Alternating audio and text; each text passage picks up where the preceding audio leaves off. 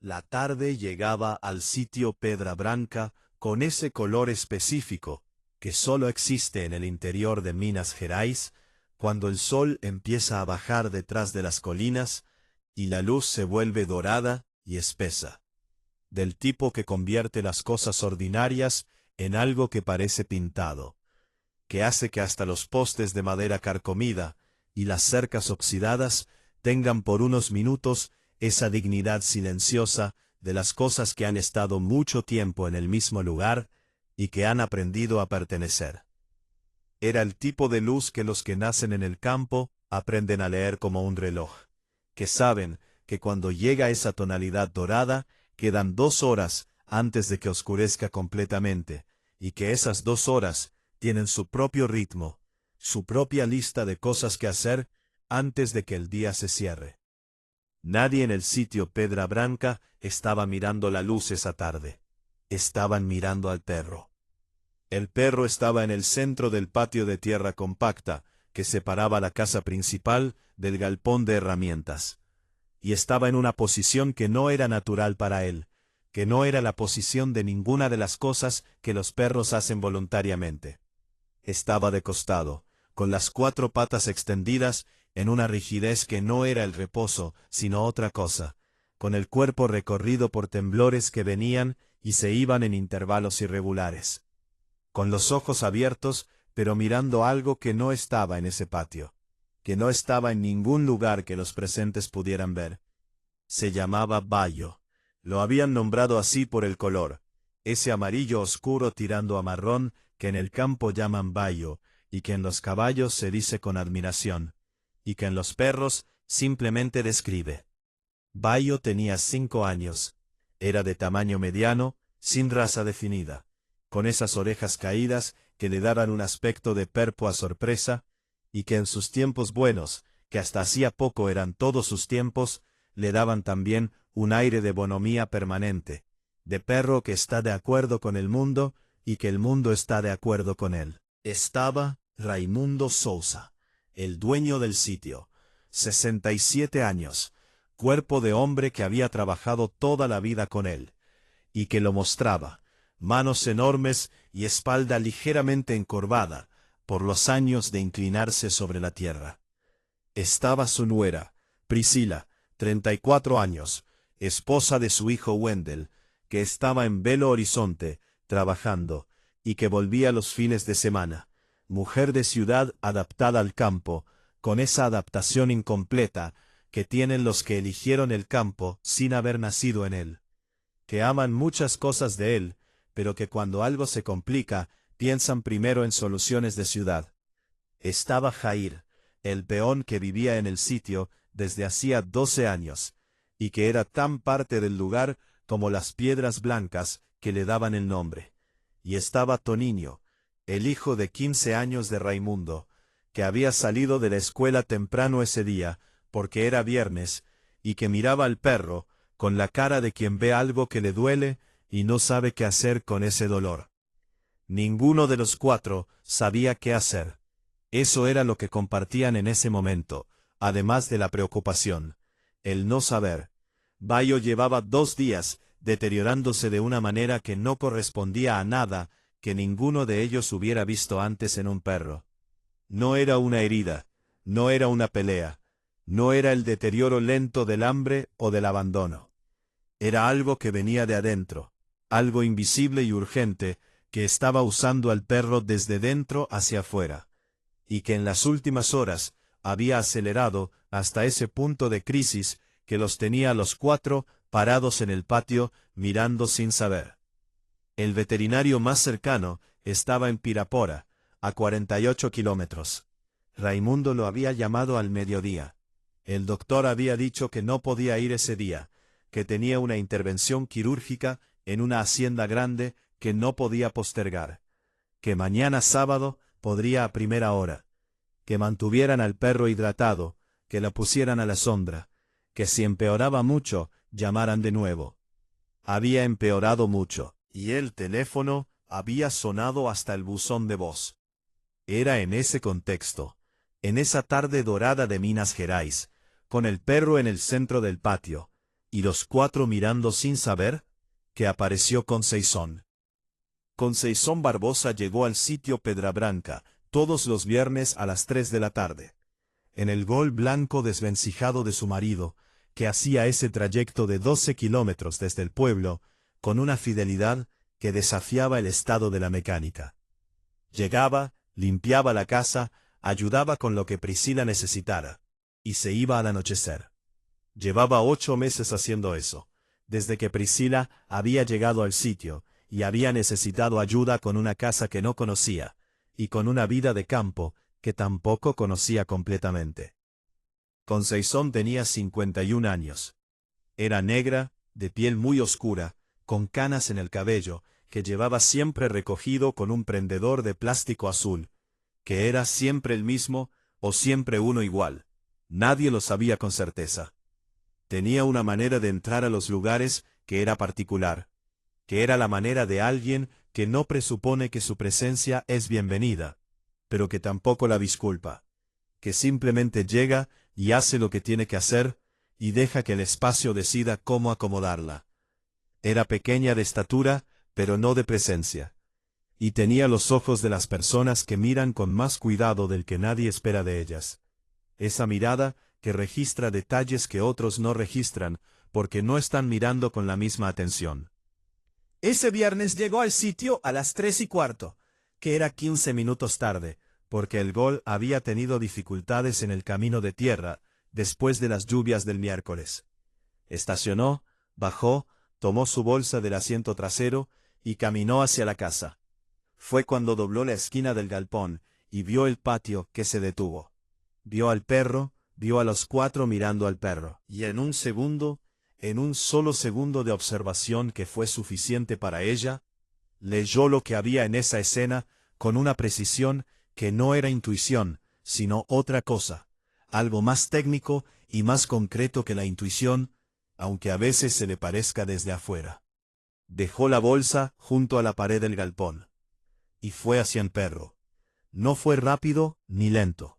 Fue con ese paso suyo que tenía siempre, medido, directo, el paso de alguien que sabe a dónde va y que no necesita comunicarlo con prisa, porque la prisa no siempre llega antes que la calma. Pasó junto a Raimundo, junto a Priscila, junto a Jair y Toniño, sin decirles nada todavía, y se arrodilló junto a Bayo en el centro del patio. Priscila fue la primera en reaccionar. Conceizón dijo su nombre con ese tono que tiene muchas preguntas dentro de una sola palabra. ¿Qué hace? Conceizón no respondió de inmediato. Tenía las manos sobre el perro, las dos manos, una en el costado y una en el cuello, y sus ojos estaban cerrados, que era algo que nadie había esperado, y que hizo que los cuatro presentes se miraran entre sí, con una expresión que era parte confusión, y parte otra cosa que todavía no tenía nombre. Raimundo dio un paso hacia adelante. Habló con esa voz suya, que era la voz del dueño, no cruel, pero sí definitoria. Dijo que agradecía la preocupación, pero que estaban manejando la situación. Que era mejor que Conceizón fuera a hacer lo que había venido a hacer, que la casa necesitaba atención. Dijo esto con esa amabilidad de superficie que en el fondo es una manera de delimitar, de poner cada cosa en su lugar, de recordar sin decirlo directamente quién tiene autoridad sobre qué en ese espacio. Conceizón abrió los ojos, miró a Raimundo, y lo que dijo fue tan directo y tan específico que el efecto fue como el de alguien que prende una luz en un cuarto oscuro, que de repente hace visible lo que estaba allí todo el tiempo, pero que nadie podía ver. No es una infección, no es una enfermedad degenerativa, no es un problema neurológico primario. Alguien o algo le dio acceso a una sustancia que no debería haber ingerido, y eso está causando los temblores y la rigidez, y la alteración del estado de conciencia. Si no se actúa en las próximas horas, el daño puede ser irreversible. O puede ser peor que eso. Silencio. No el silencio del patio con el sol de la tarde y los pájaros a lo lejos. Ese silencio seguía existiendo. Era el otro silencio, el humano, el que ocurre cuando alguien dice algo que no se esperaba, y que sin embargo tiene ese peso de las cosas verdaderas, ese peso que se siente en el cuerpo antes de que la mente lo procese. Raimundo la miró durante un momento largo. Luego miró al perro. Luego volvió a mirarla.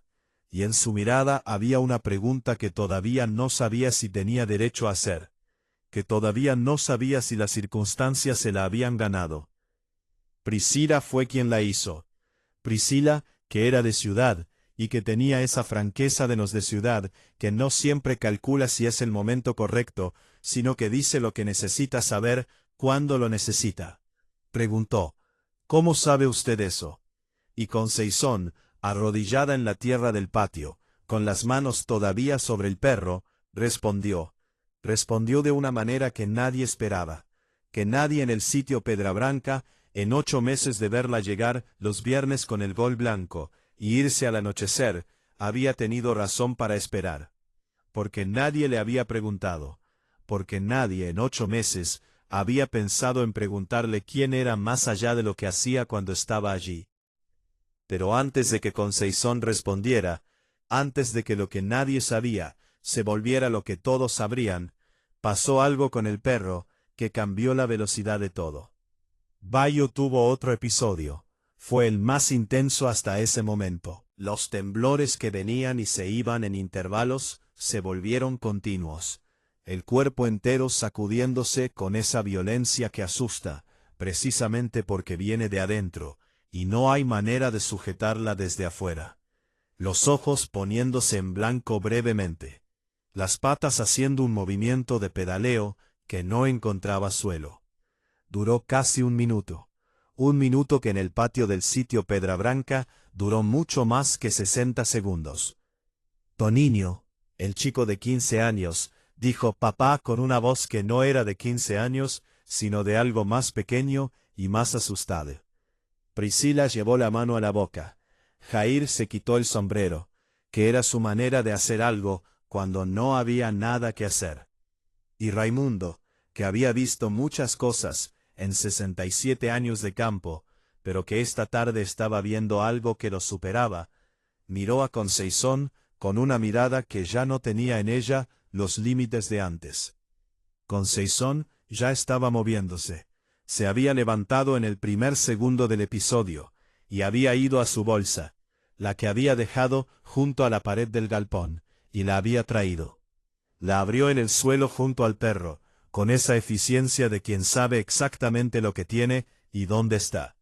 Y lo que sacó de adentro no eran las cosas que uno esperaría en la bolsa de una señora que viene los viernes a limpiar y a ayudar con la cocina.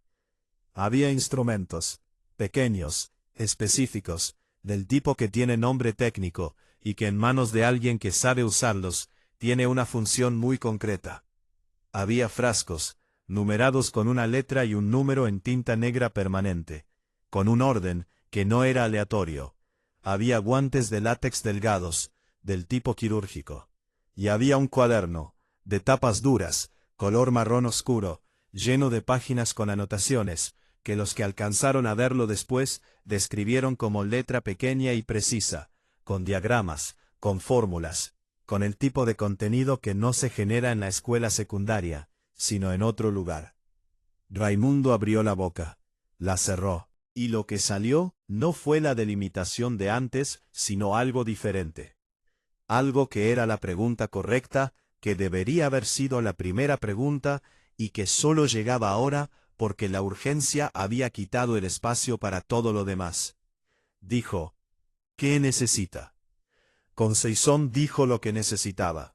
Lo dijo con nombres precisos, con cantidades específicas, con el tono de quien da instrucciones a quien las va a ejecutar, porque es el sistema más eficiente disponible en ese momento. Raimundo no preguntó de dónde sabía. Jair ya estaba corriendo hacia el galpón antes de que Conceizón terminara la lista, porque había escuchado las primeras 3 cosas, y sabía dónde estaban 2 de ellas, y eso era suficiente para empezar. Priscila preguntó qué podía hacer ella. Conceizón dijo que sostuviera la cabeza del perro, que mantuviera el cuello en esa posición específica que Conceizón le mostró con las manos, que no lo soltara aunque el perro se moviera. Priscila asintió, y se arrodilló en la tierra del patio sin pensar en el vestido, que también era blanco y que también se llenó de tierra, y sostuvo la cabeza de Bayo con una firmeza que no había tenido antes en esa tarde, porque antes no había tenido claro qué hacer, y ahora sí. Toniño preguntó si podía ayudar. Conceizón lo miró un segundo. Dijo que sí. Dijo que fuera a buscar agua limpia, bastante, en el balde grande, y que la tuviera lista cerca. Toniño fue como si el encargo le hubiera dado algo que necesitaba urgentemente tener, que era algo concreto que hacer en un momento que lo superaba. Y Raimundo se quedó parado, cerca pero sin estorbar, mirando a Conceizón trabajar con esa expresión que se instala en la cara de los hombres fuertes, cuando ven algo que los supera, y que deciden, conscientemente o no, dejar de ser los que mandan para ser los que observan. Conceizón trabajó en silencio, con esa concentración que excluye el mundo exterior no porque sea indiferente a él, sino porque en ese momento el mundo exterior no es útil y la concentración sí.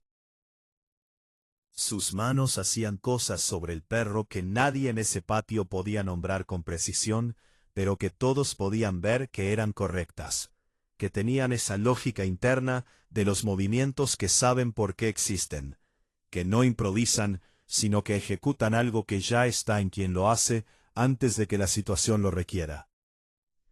El sol terminó de bajar detrás de las colinas. La luz dorada se fue convirtiendo en la luz rosada que precede al gris del anochecer.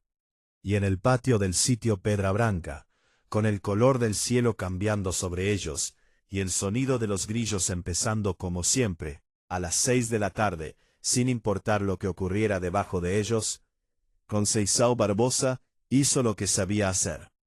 Lo que siempre había sabido hacer. Lo que había sabido hacer mucho antes de llegar a ese sitio, y que había traído consigo, guardado y completo, durante 8 meses, en los que nadie le había preguntado si lo tenía. Fueron 35 minutos. Jair los contó después, con esa precisión de los hombres que miden el tiempo, cuando no pueden hacer otra cosa.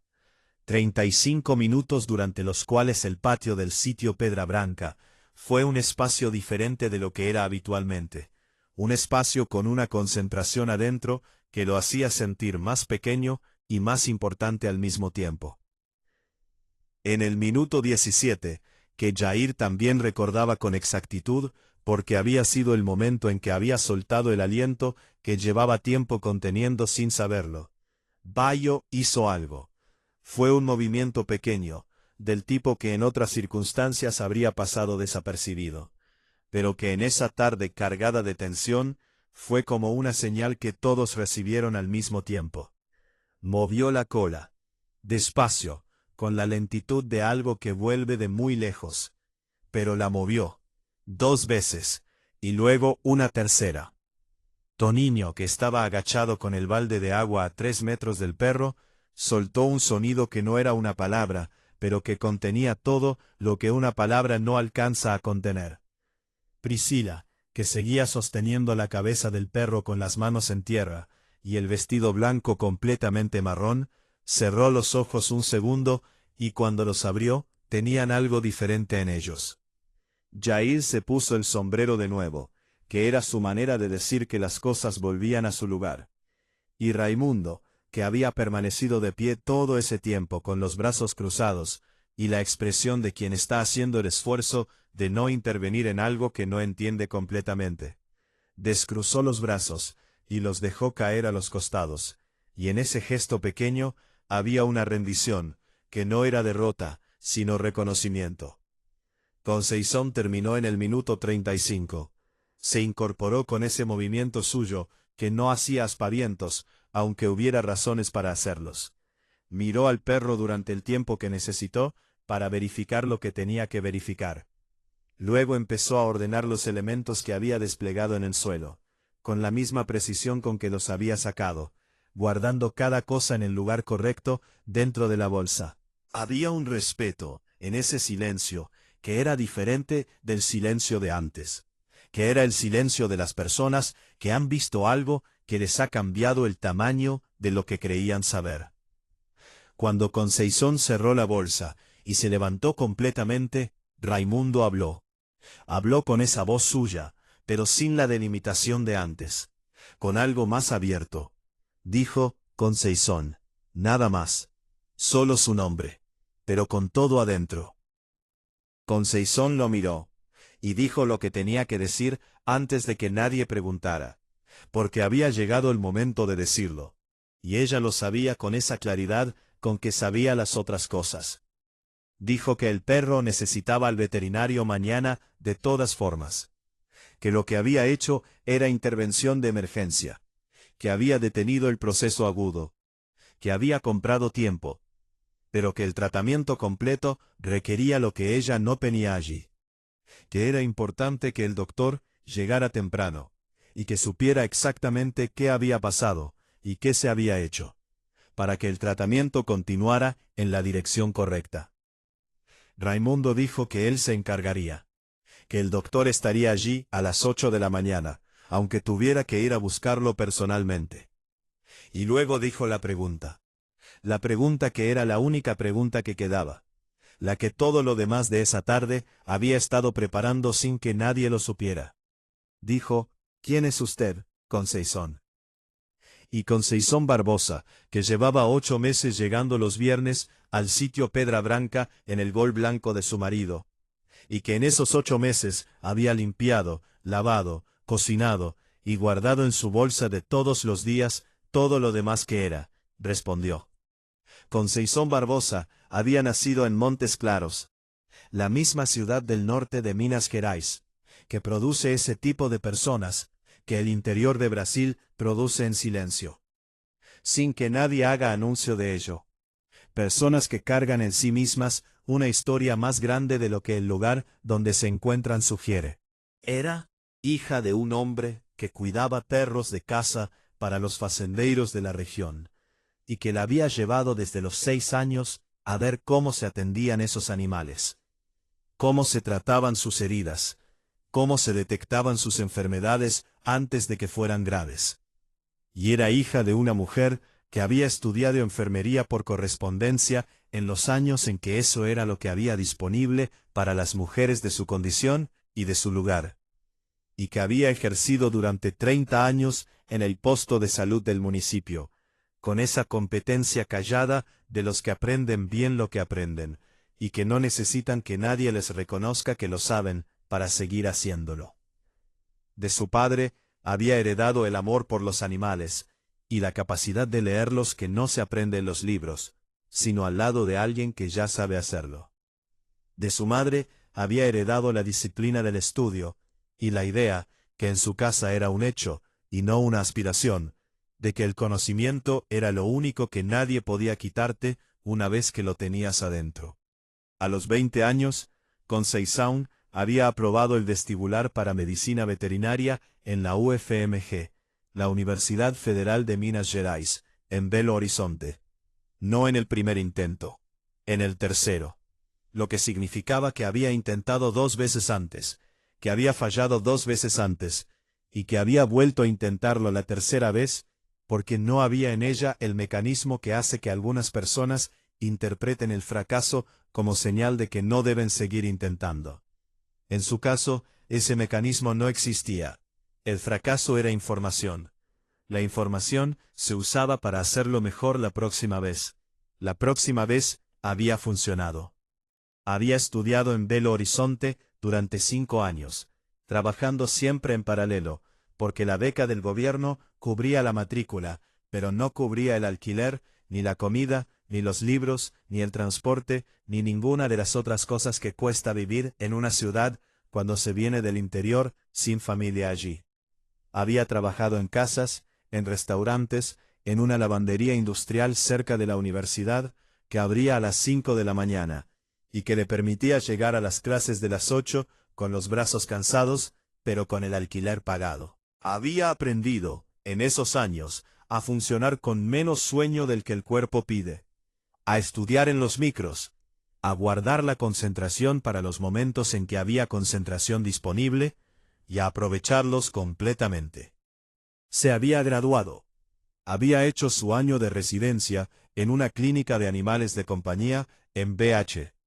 Y luego había vuelto a Montes Claros, no porque no tuviera opciones en la ciudad, sino porque su madre había empezado a enfermar. Y porque había una cosa que Conceição sabía sobre sí misma, que era que el lugar donde estaba la gente que amaba era el lugar donde necesitaba estar. Y que ninguna oportunidad profesional era suficiente para compensar la distancia de eso. En Montes Claros había abierto una clínica pequeña, una sala, una mesa de examinación, el equipamiento básico que había comprado en cuotas con el dinero que había ahorrado en los años de Belo Horizonte. Había atendido perros, gatos, algunos animales de granja pequeños, los animales que la gente del municipio y de los sitios cercanos llevaba hasta allá cuando el problema era lo suficientemente grave como para justificar el viaje. Había construido una reputación con la lentitud honesta de las cosas que se construyen bien, caso por caso, diagnóstico por diagnóstico, con la acumulación de resultados que hablan solos sin necesidad de que nadie los publique. Durante 12 años había tenido esa clínica, 12 años en que había atendido miles de animales, en que había formado a 2 asistentes, que luego abrieron sus propios negocios, en que había participado en campañas municipales de vacunación, y en que había desarrollado, en paralelo con la práctica clínica, un conocimiento sobre toxicología veterinaria que venía de un caso específico que había tenido en el segundo año de la clínica. Un perro intoxicado que había llegado en estado crítico y que había muerto porque ella no había sabido a tiempo lo que tenía que saber, y que la había dejado con esa deuda que los médicos serios tienen con sus fracasos, que no es culpa paralizante, sino compromiso de no repetir, que es diferente y que produce resultados diferentes. Había estudiado toxicología veterinaria con la misma intensidad con que había estudiado todo lo demás. Había hecho un curso de especialización a distancia en la USP. Había leído todo lo que había para leer. Y había desarrollado, en esos 12 años de práctica combinada con estudio sistemático, una capacidad de diagnóstico toxicológico en animales que sus colegas de la región reconocían, y que la habían llevado a ser la persona a quien llamaban, cuando tenían un caso que no entendían. Y luego su marido había tenido un problema de salud, no leve, no manejable con ajustes menores, un problema serio, que requería tratamientos en Belo Horizonte, que requería presencia, que requería que alguien estuviera allí con él de manera constante durante un período que al principio parecía ser de meses y que se fue extendiendo. Conceição había dejado la clínica en manos de una colega joven, provisoriamente. El período provisional se había extendido. La colega joven había hecho lo que hacen las personas a quienes se les da una oportunidad, que era aprovecharla. Y cuando el marido de Conceição se había recuperado, y habían vuelto a Montes Claros, la clínica ya tenía otra vida, otro rumbo, otra historia que no era la suya. No había resentimiento en eso.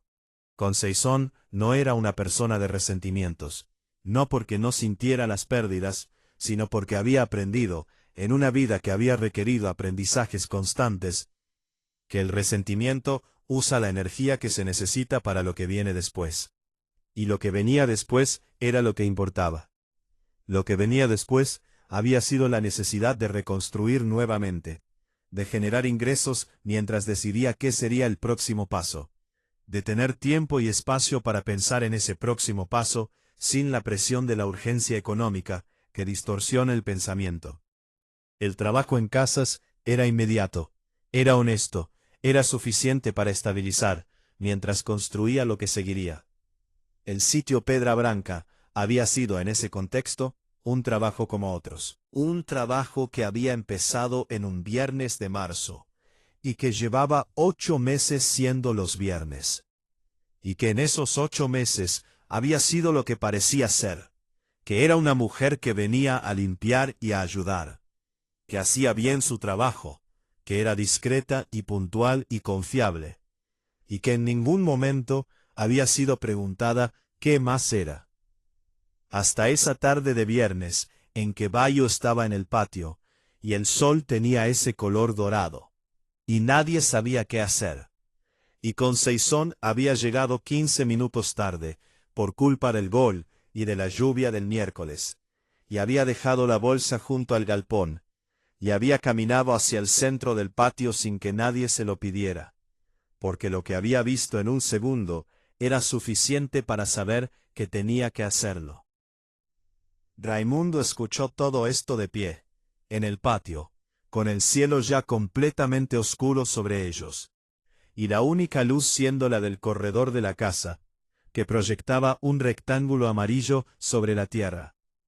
Lo escuchó sin interrumpir, que no era su costumbre, porque era un hombre que interrumpía cuando tenía algo que decir, y casi siempre tenía algo que decir.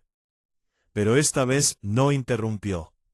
Esta vez escuchó completo. Cuando Conceizón terminó, Raimundo estuvo en silencio un momento.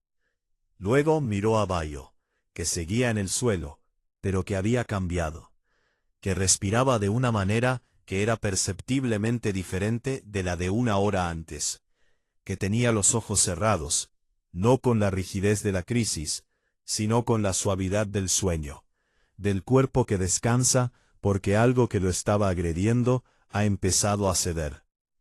Luego miró a Conceizón, y lo que había en esa mirada era algo que Raimundo Sousa de Pedra Branca, 67 años, hombre del campo, dueño del sitio, padre de familia, no había tenido muchas veces en su vida, y que por eso mismo era reconocible cuando llegaba, que era la mirada de alguien que acaba de darse cuenta de cuánto no sabía sobre algo que creía conocer. Dijo: Conceizón, 8 meses. 8 meses y yo no le pregunté. Ella lo miró, no con reproche, con esa calma suya, que era la calma de alguien que ha tenido ese mismo momento muchas veces, en lugares diferentes, con personas diferentes, y que ha aprendido a recibirlo sin que duela demasiado, y sin que tampoco deje de doler algo, porque algunas cosas duelen aunque uno las entienda, y entenderlas no las hace no doler, sino solo las hace más manejables. Dijo que las personas no siempre preguntan, que no era un defecto particular de él, sino algo más general, que hay una imagen de lo que alguien es, y que esa imagen hace difícil ver lo que está detrás de ella, que no era la primera vez que le pasaba, y que probablemente no sería la última. Raimundo dijo que no debería haber pasado. Lo dijo sin el dramatismo de la culpa que paraliza. Lo dijo con la seriedad del hombre que reconoce un error y que prefiere nombrarlo directamente a dejarlo en el espacio sin nombre, donde los errores que no se nombran siguen haciendo daño. Priscila, que había escuchado todo desde donde estaba, dijo que lo que importaba ahora era saber qué necesitaba Conceizón para retomar lo que era suyo. Lo dijo con esa franqueza de ciudad que a veces llega antes que la diplomacia, y que en ese momento fue la cosa más útil que alguien podía decir. Dijo que Wendell volvía mañana, que era abogado, que conocía gente, que si había procesos administrativos que agilizar o contactos que hacer en el Consejo Regional, que hablaran, que algo se podía hacer. Conceizón las miró a las dos, primero a Priscila, luego a Raimundo, luego al cielo oscuro sobre el sitio, luego al perro que dormía en la tierra, con esa respiración nueva que era la respiración de algo que ha sido rescatado del borde. Y dijo que sí, que hablarían, que había cosas que se podían hacer, y que era tiempo de hacerlas. El doctor llegó al día siguiente a las 8 de la mañana, puntual, porque Raimundo lo había llamado a las 6:30, con esa voz suya que no deja espacio para el tal vez. Encontró a Bayo en el corredor de la casa, echado en una manta, con Toniño sentado a su lado, desde las 7, porque el chico no había dormido bien, y había preferido estar cerca del perro a quedarse en su cuarto esperando. El doctor examinó a Bayo durante 20 minutos, con esa metodología sistemática de quien ha aprendido a no asumir nada antes de verificarlo todo. Cuando terminó, buscó a Conceizón, que estaba en la cocina preparando el café de la mañana, porque eso también era parte de lo que hacía los viernes, y los viernes eran los viernes, aunque hubiera pasado lo que había pasado. Le hizo preguntas que reconocían a quien las respondía, que tenían ese nivel técnico que no se usa con alguien a quien se le explica, sino con alguien a quien se le consulta. Y Conceição respondió con la precisión de siempre, con el vocabulario correcto, con la lógica clínica que sustentaba cada cosa que había hecho la tarde anterior. El doctor escuchó, y luego dijo lo que los médicos honestos dicen cuando encuentran competencia donde no la esperaban, que es reconocerla sin rodeos.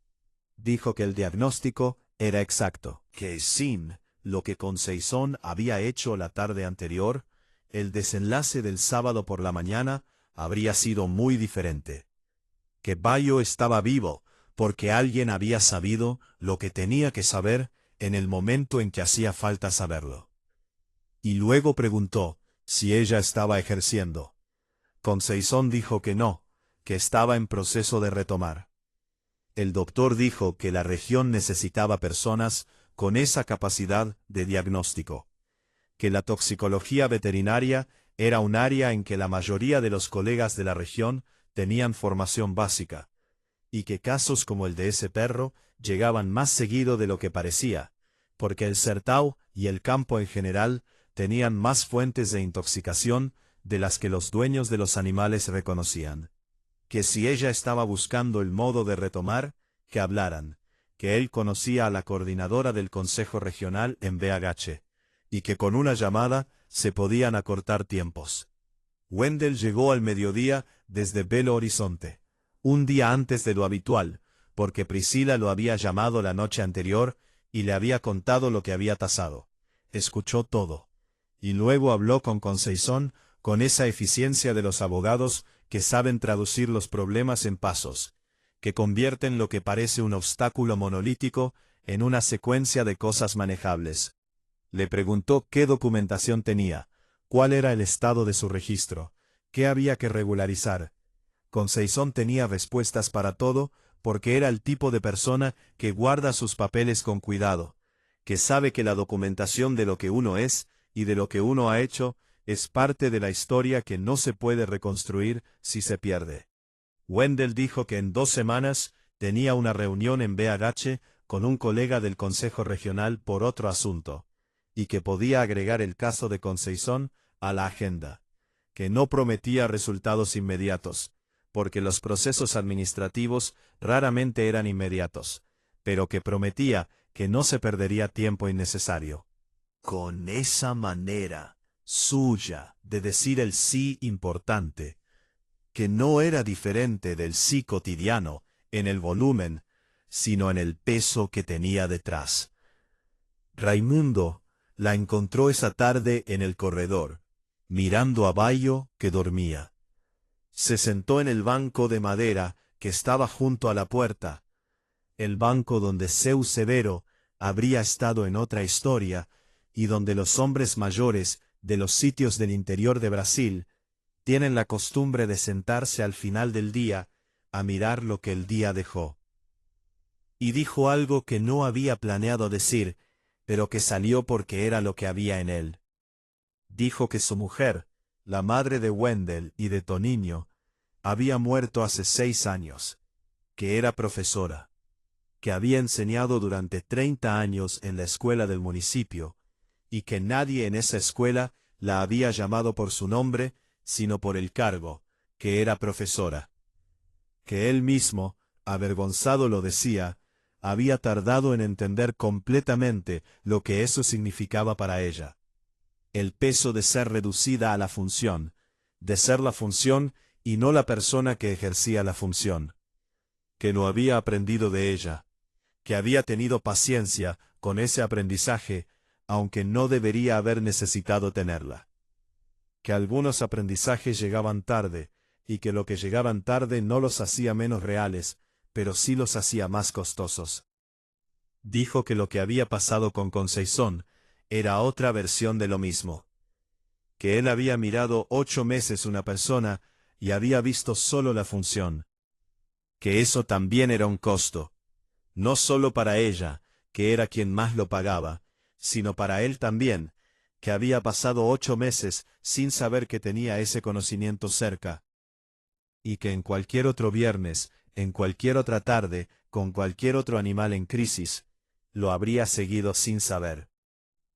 Conceizón lo escuchó, y cuando él terminó, dijo algo que venía de un lugar en ella, que no siempre tenía espacio para decirse, pero que en ese corredor, en esa tarde que ya se iba oscureciendo sobre el sitio, tenía el espacio. Dijo que no cargaba resentimiento. Que había aprendido, en muchos años de ser reducida a lo que se veía de ella, a no dejar que el resentimiento le costara más que lo que ya le había costado lo que lo generaba. Que eso no significaba que no doliera, que dolía, pero que el dolor y el resentimiento eran cosas diferentes, y que confundirlos era un error que ella no podía permitirse. Dijo que lo que le importaba ahora era lo que venía. Que había perdido tiempo, sí. Que había perdido cosas que no volvían. Pero que el conocimiento seguía allí, en las manos, y en la cabeza, y en el cuaderno de tapas marrones que había llevado consigo durante todos esos años sin que nadie le preguntara qué contenía. Y que ese conocimiento podía volver a tener el lugar que le correspondía, si las circunstancias lo permitían y si ella seguía empujando en esa dirección. Raimundo asintió, y luego dijo con esa voz final de los hombres que cierran las cosas, que las circunstancias iban a permitirlo, que de eso él se ocupaba personalmente. Bayo, desde donde estaba en la manta del corredor, abrió los ojos. Miró a Conceizán. Movió la cola 3 veces, lentas, con la energía todavía medida del convaleciente, pero con esa claridad de dirección que tienen las colas de los perros cuando saben exactamente a quién le están hablando. Y cerró los ojos de nuevo, con la confianza plena del animal que ha encontrado el lugar donde puede descansar, porque sabe que allí está protegido. Conceizán le puso la mano en la cabeza un momento, solo un momento, y luego se levantó porque había cosas que hacer, porque el trabajo no esperaba, porque ella era así, porque eso era lo que había sido siempre, y que seguiría siendo con título o sin él, con reconocimiento o sin él, porque el conocimiento no depende de que lo reconozcan para existir, solo para poder dar todo lo que tiene, que es diferente y que importa. Pero esta vez, el reconocimiento venía, esta vez, después de 8 meses, y de un perro que casi muere, y de una tarde dorada de Minas Gerais, que nadie en el sitio Pedra Branca olvidaría, el reconocimiento venía. No perfecto, no completo, no suficiente para borrar lo que había costado, pero real. Construido desde ese momento en el patio, cuando ella había dejado la bolsa junto al galpón, y había caminado hacia el centro sin que nadie se lo pidiera, porque sabía que tenía que hacerlo.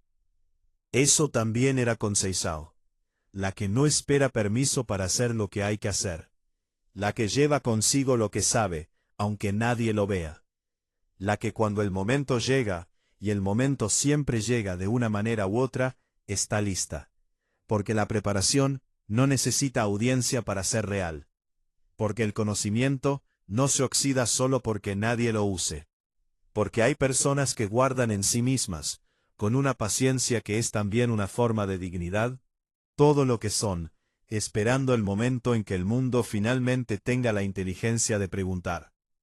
Y a veces, ese momento llega de la manera más inesperada. A veces llega en una tarde de viernes, con el sol dorado sobre las colinas, y un perro en el centro del patio, y 4 personas que no saben qué hacer. A veces llega porque alguien deja una bolsa junto a un galpón, y camina hacia donde hace falta, sin que nadie se lo pida. Y lo que se revela entonces no es solo quién esa persona es también todo el tiempo que pasó sin ser preguntada. Es el costo de eso, y el peso de eso, y la persistencia que hace falta para seguir siendo quien uno es cuando el mundo no lo ve todavía. Es la diferencia entre la función y la persona, es lo que se pierde cuando no se pregunta y lo que vuelve cuando finalmente se pregunta. Es, en el fondo, la historia más simple y más difícil de todas. La de alguien que solo quería ayudar al perro, y que al hacerlo reveló algo que nadie sabía, que estaba allí desde siempre, esperando completo y vivo el momento en que alguien mirara con suficiente cuidado para verlo.